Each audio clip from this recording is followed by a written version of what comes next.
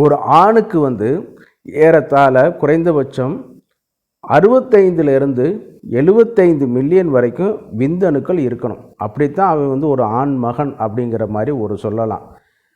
அதிலிருந்து பார்க்கும்போது இன்னும் சிலவங்களுக்கு ரொம்ப அந்த யங் ஏஜில் இருப்பாங்க பார்த்தீங்களா, இப்போ 18ல் இருந்து ஒரு 25 வயசுக்குள்ளே ஒரு துடிப்பான இதில் வந்து பார்த்திங்கன்னா சிலவங்களுக்கு ரேராக 85 வரைக்கும் கூட இருக்கும் அந்த கேட்டகரியில். ஆனால் அதுக்கப்புறம் போகும்போது குறைய ஆரம்பிச்சிடும். அப்போ ஆவரேஜாக நம்ம பார்க்கும்போது வந்து நம்ம வந்து 65லேருந்து 70 மில்லியன் வந்து நம்ம சராசரியாக எடுத்துக்கிறலாம். மில்லியன் நான் சொல்கிறது, ஒரு மில்லியனுங்கிறது 10 லட்சம். இந்த 10 லட்சத்தை வந்து வரும்போது 65 மில்லியனுங்கிறது எத்தனை கோடிக்கணக்கான செல்கள்ங்கிறத நீங்கள் இமேஜின் பண்ணி பார்த்துக்கிறங்க. நீங்கள் வெளியேற்றுற திரவம் வந்து விந்தணு வந்து ஏறத்தாழ எவ்வளோ இருக்கும், சொட்டு சொட்டாக போகிறதுனால உங்களுக்கு வந்து தெரியாது. 1.5 ml 3 ml இருக்கும். ரொம்ப எக்ஸ்ட்ரானரியாக பெர்சன்களுக்கு வந்து அவங்களுக்கு வந்து ஒரு 4 ml வரைக்கும் போகும். 5 ml மேலே யாருக்கும் தாண்டாது. அதுதான் நம்மளுடைய ஒரு இது. ஜெல்லி போன்ற அமைப்பில் தான் பேக் பண்ணி அது வந்து நம்ம உடம்பு வந்து பெண்குறிக்குள்ளே வெளியில் தள்ளுது. அப்போ அந்த விந்தோட ஆற்றல்னாலையும் என்னான்னு கேட்டிங்கன்னா, அந்த ஜெல்லி போன்ற அமைப்பு வந்து ஏறத்தாழ 15 இருந்து 20 நிமிஷத்துக்கு உள்ள லிக்விஃபிகேஷன் ஆகி தண்ணி போல் மாறிடும். அந்த கேட்டகரியில் வந்து நம்ம பார்த்திங்கன்னா இந்த விந்தணுக்களை வந்து நம்ம மைக்ரோஸ்கோப்பில் வந்து நம்ம எடுத்து வச்சு பார்க்கும் பொழுது பார்த்திங்கன்னா ஏறத்தாழ வந்து அந்த கிராஃபில் வந்து பார்க்கும்போது வந்து பார்த்திங்கன்னா நெளிஞ்சு போயிட்டே இருக்கும். அந்த எண்ணக்கூடிய மெத்தடு வந்து நம்ம வந்து சாதாரணமாக நம்ம எல்லாத்தையும் ஒன்று எண்ணிட முடியாது. ரேண்டமாக எண்ணி அதுக்குன்னு சில கால்குலேஷன் இருக்கும். அதை வச்சு அந்த சராசரியாக போட்டு இத்தனை மில்லியன் கணக்கில் இருக்குதுன்னு சொல்லி தருவாங்க. ஆனால் சிலவங்களுக்கு பார்த்திங்கன்னு கேட்டிங்கன்னா அது அந்த அளவில் வந்து ஒன்றுமே இல்லாமல் இருக்கும். இந்த கண்டிஷன் வந்து ஏன் வருது, எதுக்காக வருது, எத்தனை வகை இருக்குது அப்படிங்கிறத சொல்கிறது தான் இந்த வீடியோட பதிவு. இது அறிவியல் பூர்வமானது. எல்லாருக்கும் இப்படி இருக்குங்கிறதுலாம் கிடையாது. ஒரு சிலவங்களுக்கு இருக்குது. அதே மாதிரி கனடா போன்ற நாடுகளில் வந்து பார்த்திங்கன்னா அந்த குளிர்ச்சி இதுகளில் வந்து பார்க்கும் பொழுது 20% அந்த மாதிரியான இந்த வாய்ப்பு வந்து அதிகமாக இருக்குது. அசோஸ்பெர்மியா வாய்ப்பு இருக்குன்னு ஒரு சராசரி சொல்கிறாங்க. மிச்ச நாடுகளில் வந்து 1% அப்படிங்கிற மாதிரி தான் இணையதளங்களில் வந்து சொல்லுது. இப்போ இது அசோஸ்பெர்மியா வந்து பார்த்திங்கன்னு கேட்டிங்கன்னா 3 வகையில் வந்து பிரிக்கப்படுது. Pre testicular, testicular, post testicular. Pre டெஸ்டிகுலார்னால் விந்தணு உற்பத்தி பண்ணுவதற்கு டெஸ்டிஸில் உற்பத்தி சிம்பிளாக நான் சொல்கிறேன். எல்லாமே நம்ம வந்து தமிழில் தான் கொஞ்சம் எல்லாரும் பாமரரும் புரியணும். மெடிக்கல் டேர்ம்லேயே நம்ம சொல்லிட்டு போனோம்னா எல்லாருக்கும் அது புரியாது. அதாவது விதைப்பையில் விந்தணுக்கள் உற்பத்தி பண்ணுவதற்கு முந்தைய நிலை ப்ரீ டெஸ்டிகுலார். இதில் வந்து பார்த்திங்கன்னா முக்கிய இடத்த வந்து வைக்கிறது வந்து ஃபாலிக்கிள் ஸ்டிமுலேட்டிங் ஹார்மோன் FSH. இதனுடைய குறைபாடு, சில நேரம் லூட்டினைசிங் ஹார்மோனுடைய குறைபாடு, சில நேரம் வந்து புரொலாக்டின் ஹார்மோன் இதனுடைய குறைபாடு. இதனால் கூட வந்து இந்த விந்தணுக்களுடைய சுரக்கக்கூடிய அந்த டெஸ்டிஸில் வந்து டெஸ்டோஸ்டரான் அளவு வந்து ரொம்ப ட்ராப் டவுனாக போயிடும். அப்போ அந்த ட்ராப் டவுனாக போகும்போது என்ன ஆகும்னு கேட்டிங்கன்னா அந்த டெஸ்டிஸ் வந்து உற்பத்தி பண்ண முடியாமல், விந்தணுக்களை உற்பத்தி பண்ண முடியாமல் ஒரு ஃபெயிலியர் இதுக்கு வந்து போக ஆரம்பிச்சிடும். இந்த நேரத்தில் தான் ஹைப்போகோனாடிசம், அதாவது பெண் போன்ற ஒரு ஆக்டிவிட்டீஸ், இந்த மாதிரியான இதுகள் பெண் பாலினத்தோட நடவடிக்கைகளில் வந்து சிமிலராக ஒத்து காணப்படும் ஹார்மோன்ஸ் குறைவினால். இது மட்டும் ஒரு காரணம்னு கேட்டிங்கன்னா தைராய்டும் ஒரு காரணம். ஏன்னு கேட்டிங்கன்னா எல்லாத்துக்கும், அதாவது பிட்யூட்ரி தான் முதல் காரணம். அடுத்து அதை மேனேஜிங் டைரக்டர், எல்லாத்தையும் மேனேஜ்மெண்ட் பண்ணக்கூடிய ஒரு இதில் யார் இருக்கான்னு கேட்டால் தைராய்டு ஹார்மோன் தான் இருக்குது.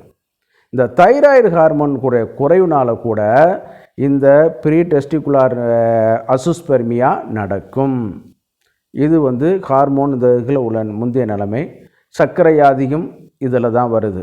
சரிங்களா? அதே மாதிரி இந்த எக்ஸசிவாக உள்ள கொலஸ்ட்ரால் அதனால் கூட வர்றதும் இந்த கேட்டகரியில் தான் வருது. கண்டிப்பாக எக்ஸசிவ் உள்ள கொலஸ்ட்ராலுக்கும் அசோஸ்பெர்மியாவுக்கும் தொடர்பு இருக்குங்கிறத சொல்லியிருக்காங்க ஆராய்ச்சி பூர்வமாக. அடுத்து வந்து பார்த்திங்கன்னு கேட்டிங்கன்னா டெஸ்டிகுலார் கண்டிஷன். சிலவங்களுக்கு பார்த்திங்கன்னா ஆக்சிடெண்டலாக டெஸ்டிஸ் வந்து அடிபட்டு போயிருக்கும். அடுத்து வந்து பார்த்திங்கன்னா கேன்சர் அதில் வந்திருக்கும். அடுத்து வந்து பார்த்திங்கன்னா ஆர்கைட்டிஸ் சொல்லக்கூடிய அம்மை நோய்கள் அதில் வந்து பாதித்து அந்த ஆர்கைட்டிஸ் கண்டிஷனை வந்து உண்டு பண்ணி கொடுக்க ஆரம்பிச்சிடும். அதே நேரத்தில் வந்து பார்த்திங்கன்னா சில வைரல் இன்ஃபெக்ஷன், மம்ஸ் அந்த மாதிரியான அந்த கூவைக்கட்டு அம்மான்னு சொல்லுவாங்க பார்த்திங்களா, பொண்ணுக்கு வீங்கி அப்படின்னு சொல்கிறோம் பார்த்திங்களா, அந்த மாதிரியான ஒரு கண்டிஷன். அதே நேரம் வந்து சில நேரம் வந்து ஹெர்பிஸ் வைரஸ், இதனால் வந்து என்னன்னு கேட்டிங்கன்னா பாதிக்கப்பட்டு டெஸ்டிஸோட நடவடிக்கைகள் அப்படியே இதாக ஆரம்பிச்சிடும். சிலவங்களுக்கு பார்த்திங்கன்னா டெஸ்டிஸ் வந்து ஓவர் குரோத்தாகி காணப்பட்டிருக்கும். சிலவங்களுக்கு பார்த்திங்கன்னா டெஸ்டிஸ் வந்து ஆப்சண்ட்டாக இருக்கும். சில நேரத்தில் பார்த்திங்கன்னா வயசுக்கும் அந்த உருவத்துக்கும் தகுந்த மாதிரி டெஸ்டிஸ் வந்து ரொம்ப இதாகிருக்கும். சிலவங்களுக்கு ஒரே ஒரு விதை மட்டும்தான் இருக்கும். இந்த மாதிரியான கண்டிஷன்னால் இந்த டெஸ்டிஸ் வந்து தனது பணியை வந்து நார்மலாக செய்ய முடியாத கண்டிஷனுக்கு போயிடும். அப்படிப்பட்ட இதில் தான் வரக்கூடியது தான் இந்த டெஸ்டிகுலார் அசுஸ்பெர்மியான்னு சொல்கிறது. போஸ்ட் டெஸ்டிகுலார் அசுஸ்பெர்மியா அப்படின்னா என்னன்னு கேட்டிங்கன்னா, சிலவங்க வந்து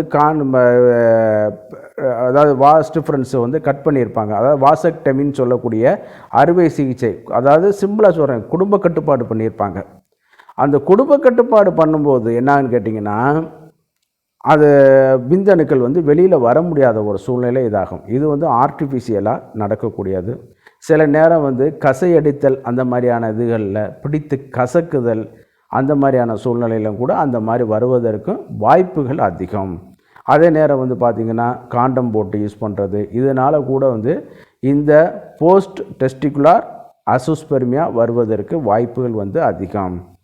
அதிலே வந்து பார்த்திங்கன்னு கேட்டிங்கன்னா இந்த டெஸ்டோஸ்டரான் ஹார்மோன் வந்து குறைய வந்து என்னன்னு கேட்டிங்கன்னா விந்தணு துடிப்பான ஆற்றல் வந்து இருக்காது, நீந்தி போகாது. இன்றைக்கி என்னென்னமோ ட்ரீட்மெண்ட் இருக்காங்க, கோஎன்சைம்லாம் கொடுக்குறாங்க, அஸ்டாக்சந்தினின் கொடுக்குறாங்க, விட்டமின் இ கொடுக்குறாங்க, ஆர்ஜினின் கொடுக்குறாங்க, ஆர்ஜினின் கொடுக்குறாங்க. இந்த மாதிரியான நிறைய ஃபுட் சப்ளிமெண்ட் என்னென்னமோ வந்திருக்கு, டிஹெச்ஏ கொடுக்குறாங்க. ஆனால் இவைகள் அனைத்தும் சாப்பிட்டாலும் டெஸ்டோஸ்டிரான்கிற ஆண் ஹார்மோன் குறைந்திருந்தால் எந்த பிரயோஜனமும் இல்லை. ஆமாம், முக்கியமானதே அதுதான். அவன் அந்த டெஸ்டோஸ்டிரான் கூடுவதுனால தான் அவன் வந்து ஒரு ஆண்மகனாகவே தெரியப்படுவான். சிலவன் பார்த்திங்கன்னா வேஷம் போட்டுட்டு தெரிகிறது, வெக்கப்பட்டுட்டு தெரிகிறது, அதெல்லாம் அதில் கன்சிடரே பண்ண முடியாது. ஒரிஜினல் ஆண்மகன் பார்த்திங்கன்னா அவனுடைய அந்த துடிப்பு இருக்கும், அந்த துடிப்போட வேகம் வந்து விந்தணுக்கள்லையும் இருக்கும். ஆமாம், வெக்கப்பட்டுட்டு போகிறது, இது பண்ணுறது, இதெல்லாம் வந்து பெண் தன்மைக்கான ஒரு ஹார்மோன். அவங்க இதெல்லாம் அந்த கேட்டகரியில் நம்ம சேர்க்கக்கூடாது. ஒரிஜினல் ஒரு மாடு என்ன பண்ணும், இதாச்சுன்னா மூடு வந்துச்சுன்னா அதை இது பார்த்து இது பண்ணி கொடுக்க வைக்கும். அதுதான் டெஸ்டோஸ்டரான் வலிமை. அந்த வலிமையோட அளவை வந்து எவனுக்கு ஒருவனுக்கு குறையுதோ அவனுக்கு தான் இந்த மாதிரி கூச்சம், வெக்கம், இந்த மாதிரியான இதுகள், பாலியல் சம்மந்தப்பட்ட இதுகளில் பேசுகிறதுக்கு, கேட்குறதுக்கு அப்படிங்கிறதுலாம் இருக்கும். உங்களுக்கு வந்து நல்லா ஒரு வீரியம் இருக்குதுன்னு கேட்டிங்கன்னா நீங்கள் எல்லாத்தையும் இது பண்ணி கொடுவீங்க. அதுதான் புருஷ லட்சணம் சொல்லக்கூடியது. சமஸ்கிருதத்தில் டேர்மில் அருமையாக சொல்லிட்டாங்க, ஒரே வார்த்தை புருஷ லட்சணம் சொல்லிட்டாங்க. ஆமாம், அவன்தான் அடுத்து வந்து வேலைகளுக்கும் பார்ப்பான், எல்லா இதுகளுக்கும் ஏர்ன் பண்ணுற கெப்பாசிட்டி அதிகம். அப்படிப்பட்ட மகனுக்குத்தான் இந்த டெஸ்டோஸ்டரான் அதிகமாக இருந்து விந்தணுக்கள் இதாகிட்டுருக்கும். டெஸ்டோஸ்டரான் குறைஞ்சிச்சின்னா நீங்கள் என்னென்னமோ A to Z நீங்கள் கொடுத்தாலும் அது வந்து பிரயோஜனம் இல்லாதது. ஆமாம், அப்போ டெஸ்டோஸ்டரான் உற்பத்திக்கு என்னென்ன காரணங்கள்லாம் நம்ம சிலது நான் வீடியோக்கள் போட்டிருக்கேன், அதை நீங்கள் பார்க்கணும். பார்த்துட்டு அது சம்மந்தமான இதுகள்லாம் வந்து நீங்கள் பயிற்சிகள், உணவுகள்லாம் இது பண்ணி கொடுக்க வைக்கணும். எல்லாத்துக்கும் மேலே வந்து தைராய்டோட அளவை நம்ம வந்து பார்க்கணும். அடுத்து வந்து அதோடு வந்து நம்ம பார்க்கக்கூடியது வந்து பிட்யூட்ரி, அதையும் நம்ம பார்க்கணும். சரி, இந்த அசுஸ்பெர்மியா நம்ம சொல்லிட்டோம் இல்லையா, அதை வந்து நம்ம எப்படி இது பண்ணக்கூடியதுன்னு பார்த்திங்கன்னா, இதில் வந்து நம்ம மெடிக்கல் டெஸ்ட் எப்படி பார்க்கணுன்னு பார்த்தீங்கன்னா, ஃபஸ்ட்டு வந்து செமினல் அனலைசிஸ் வந்து நம்ம பண்ணணும். செமினல் அனலைசிஸ் பண்ணால் தான் அது வந்து என்ன கண்டிஷனில் இருக்குது, மார்ஃபாலஜிக்கல் ஸ்டடீஸ் கண்டிப்பாக பண்ணணும். இதில் நம்ம ஒரு 2-3 இடத்துல வந்து ஒரு 3 நாட்கள் அது ஒரு வார இடைவெளியில் வந்து ஒரு 2-3 வெரைட்டியான லேப் டெஸ்டிங் சென்டரில் வந்து பார்த்துட்டு கன்ஃபார்ம் பண்ண பிறகு ஹார்மோனல் ஸ்டடீஸ் வந்து பண்ணணும். Pituitary hormone, follicle stimulating hormone, thyroid hormone level எவ்வளோ இருக்குது, ப்ரொலாக்டின் ஹார்மோன் எவ்வளோ இருக்குது, இது எல்லாமே பார்க்கணும். சில இந்த ப்ரொலாக்டின், ஈஸ்ட்ரோஜன் எல்லாமே டெஸ்டோஸ்டரானை சப்ரஸ் பண்ணக்கூடியது. இதை ஃபஸ்ட்டு ஸ்டடி பண்ணி கொண்டு வந்துடணும். அப்படி பண்ண பிறகு தான் நீங்கள் ட்ரீட்மெண்ட் பண்ணுறதுக்கு ஈஸியாக இருக்கும். நீங்கள் ட்ரீட்மெண்ட் பண்ணுறீங்க என்ன காரணம்னே தெரியாமல் அசோஸ்பெர்மியா மட்டும் இருக்குங்கிறதுனால நீங்கள் போய் ட்ரீட்மெண்ட்டு பார்த்து எதை பார்த்து அங்கே சாப்பிட்டுங்கிறது வேஸ்ட்டு. நோய் நாடி, நோய் முதல் நாடி, அது தணிக்கும் வாய் நாடி, வாய்ப்பச்செயல். Which one is the causative factor, find out the causative factor and ruled out it. அதை வந்து எதை பார்க்கணுங்கிறத அது சொல்லிட்டார் வள்ளுவர், அருமையானது. அதை பார்த்துட்டிங்கனாலே அந்த என்ன ஹார்மோன் பிரச்சனையாக இருக்குது, அல்லது டெஸ்டிகுலர் கண்டிஷன் இந்த மாதிரி இப்போ மம்ஸ் வந்துருக்குது, ஆர்கேட்டிஸ் வந்துருக்குது, அந்த இதெல்லாம் நம்ம வந்து ஈஸியாக கண்டுபிடிச்சிட்டோம்னாலே நம்ம ட்ரீட்மெண்ட் வந்து மிக எளிமையாக போயிடும். அதனால தான் டெஸ்ட் எடுக்க சொல்கிறது. அப்புறம் அதுக்கு தகுந்த மாதிரி எக்ஸ்ரே, சிடி, இது வந்து அடுத்தடுத்த கண்டிஷன்களுக்கு நம்ம போய்க்கிற வேண்டியது. டாப்லர் ஸ்டடி கூட பண்ணலாம். இந்த டெஸ்டிஸ் எப்படி இருக்குங்கிறத, இவை அனைத்தும் ஒரு தகுதி வாய்ந்த அனுபவமிக்க ஒரு மருத்துவர் மூலமாகவே செய்யப்பட வேண்டும். படித்த பட்டம் பெற்ற மருத்துவர்கள் இவங்க வந்து அரசு மருத்துவமனைகள்லேயே நிறைய பேர் இருக்காங்க. படித்த ஆயுர்வேத சித்தா மருத்துவர்கள் இருக்காங்க. அவங்கள்ட்ட நீங்கள் அணுகி கூட நீங்கள் இது பண்ணி நீங்கள் ஆலோசனை பெற்றுக்கலாம்.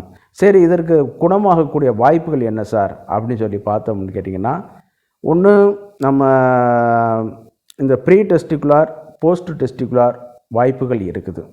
சிலவங்க இந்த வாசக்டமி பண்ணி ஆண்மைக்கு ஒரு இது வந்து குடும்ப கட்டுப்பாடு வந்து பண்ணியிருப்பாங்க.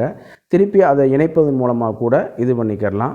ஹார்மோனல் ஸ்டடியில் வந்து இந்த மாதிரி என்னென்ன ஹார்மோன் குறைஞ்சிருக்கோ அதற்கு தகுந்த மாதிரி நம்ம ஹார்மோன்ஸை நம்ம இது பண்ணுவதன் மூலமாக வந்து குணமாயிரும். இந்த டெஸ்டிகுலார் மட்டும்தான் குணப்பாகுவது கொஞ்சம் கஷ்டம். சரிங்களா?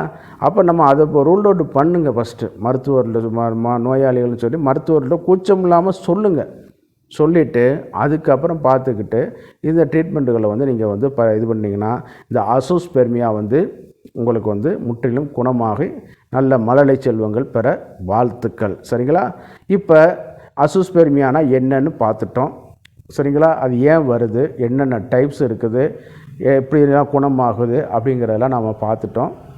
இந்த நிகழ்ச்சியோட இறுதி பகுதிக்கு வந்திருக்கோம். இந்த நிகழ்ச்சி உங்களுக்கு பிடித்திருந்துன்னு கேட்டிங்கன்னா லைக் பண்ணுங்கள், ஷேர் பண்ணுங்கள், மறந்துடாமல் சப்ஸ்கிரைப் பண்ணி எங்களுக்கு ஹெல்ப் பண்ணி கொடுங்க. அப்போ தான் இந்த நிகழ்ச்சியை அடுத்த கட்டத்துக்கு கொண்டு போவதற்கு எங்களுக்கு ஒரு உதவியாக இருக்கும். நான் உங்கள் டாக்டர் குமார். நன்றி, வணக்கம்.